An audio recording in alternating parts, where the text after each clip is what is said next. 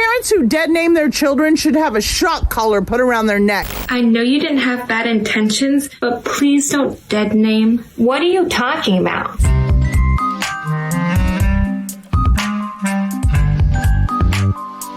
A trans person name before they transition is generally referred to as their dead name. So as a trans person who has not yet changed their legal name, I see my birth name everywhere. I get called at doctor's offices. I get promotional emails for things I've signed up for in the past, different things like that. That's something that you most definitely never want to ask a trans person. If they share it with you, that's great. I guess they were comfortable enough with sharing that with you. But for a lot of people, that can be really invalidating. I'm no expert or anything, but I've heard it can be a psychological trigger to some people, and it can even be harmful to them. So I wanted to do research on where the term dead name came from, because I was going to do a video about how I don't really like the term personally. I feel like it's kind of morbid, and even though I like myself as Robin Tran better, I still feel like, I kind of like Robert. I don't think that he's dead.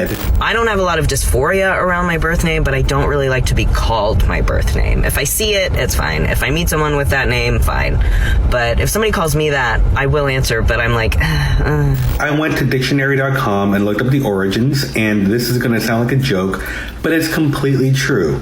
This is real. You can look this up, dictionary.com, dead name. It started off in message boards and blogs in 2012. I don't understand why a name pre-transition is relevant to the human. It's achieved greater prominence when writers S.E. Smith and Robin Tran used the term, "That's me, I'm Robin Tran." Say you were talking about Bob, and you used Bob's dead name.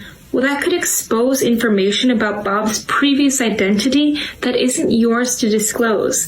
Like, for example, if people didn't know Bob was trans in the first place. I see. And so if you think that that's acceptable parenting, you should have a shock collar on so that every single time that you dead name your child, you get zapped right in the throat. That's actually from an article I wrote in 2015 where I said that I still use my dead name. It feels like a murder mystery where I find out that I'm the one who did it. I've decided to just go about it the way people who go by their middle name go about it. So if someone calls me my birth name, I'll be like, actually, I go by Declan. And then I'll let the confusion sit in their brains because I'm tired of just letting people call me my birth name when I don't want to be called that. Because that might let you know a little tiny bit about what you put them through. By no longer using their dead name, it lowers the possibility that people could misgender them or invalidate their identity. Well, I didn't know. Let's put this in a different context, okay?